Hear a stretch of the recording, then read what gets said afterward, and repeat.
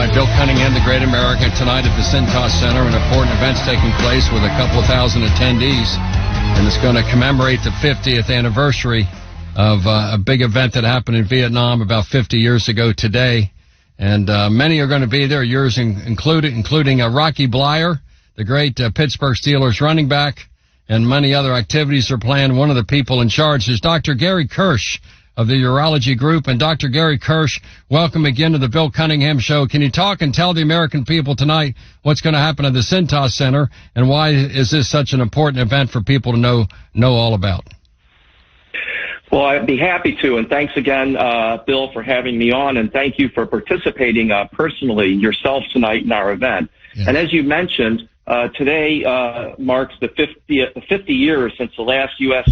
fighting troops left Vietnam, and we believe the event tonight at the Cintas Center will be the largest gathering of Vietnam veterans in the country for this anniversary. And I don't have to tell you that these folks put their lives on the line. Some didn't come back to protect our freedom at the time.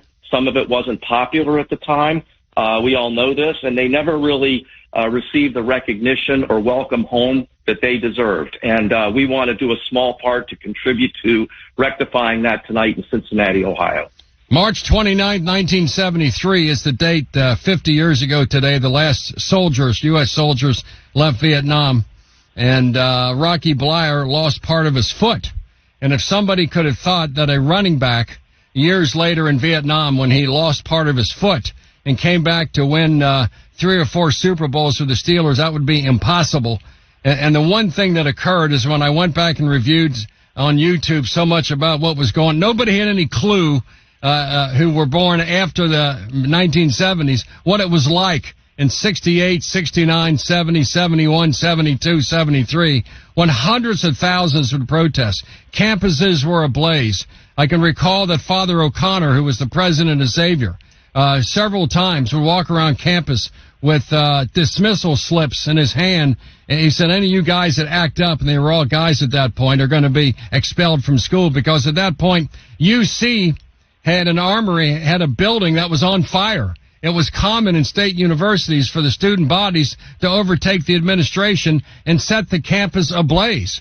There were Army troops all over the University of Cincinnati, and Xavier, and I was a student there at the time, was not going to participate in that. But Ohio State, UK, the Eastern Seaboard, the Western Seaboard, millions of students marched around. And to get a 2S or a 4F, or to go to Canada, go to Mexico, get out. I mean, that history, there have been many books written, but to an extent, Dr. Gary Kirsh, you and I lived it. But for those who sacrificed, for those who went, for those who said, send me, tonight at the Cintas Center, we're going to say thank you.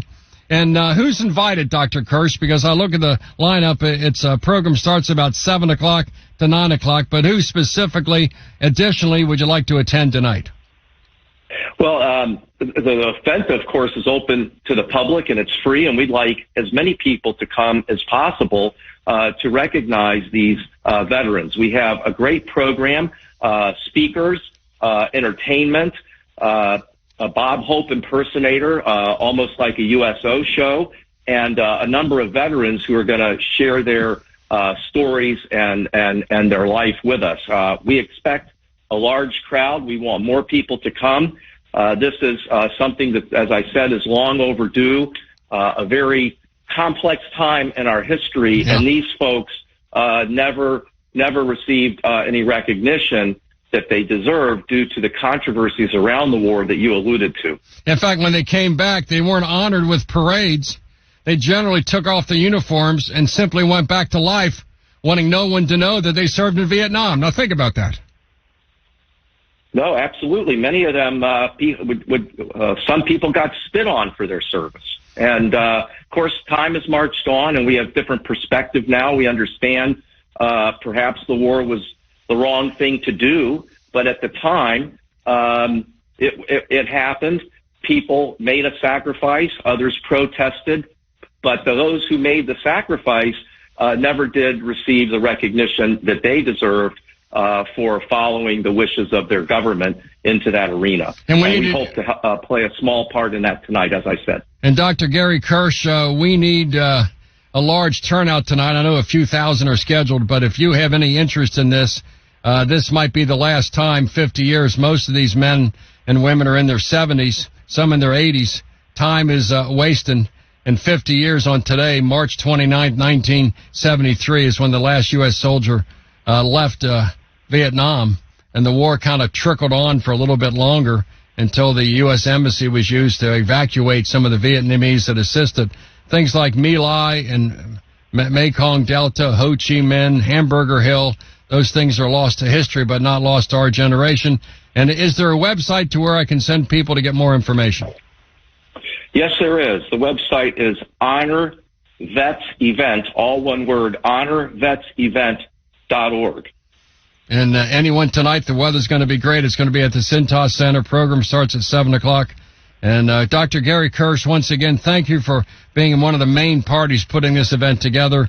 And thank you for what you do for men's health every day of the year. Thank you, Gary.